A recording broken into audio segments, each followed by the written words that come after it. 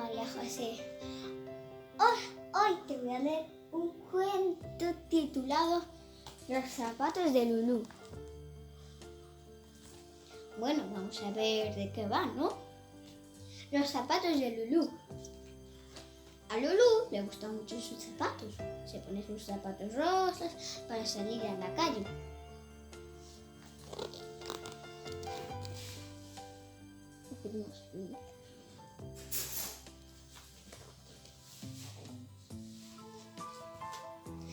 Cuando Lulú va al parque lleva zapatillas de deporte, le gusta jugar en el tobogán y le encantan los columpios.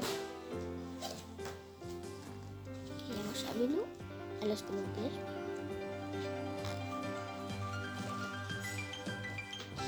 Los días de lluvia Lulú se queda en casa. A veces Lulú se prueba los zapatos de su madre.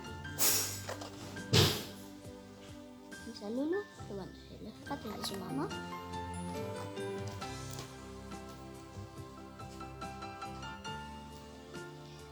En invierno Lulú lleva unas botas bonitas y calientitas.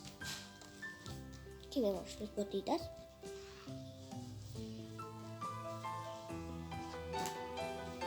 Cuando va a la playa lleva sandalias. Aquí vemos las sandalias de Lulú y que tienen aquí unas florecitas.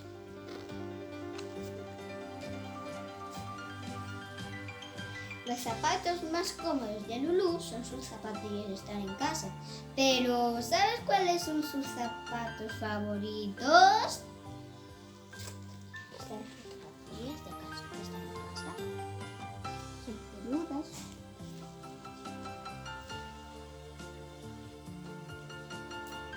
¿Lo puedes adivinar? ¡Sus botas de agua!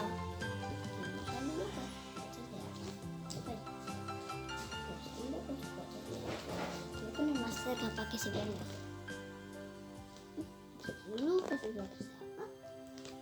Bueno, colorín colorado, este cuento ha terminado. Espero que te haya gustado mucho. Bueno, adiós.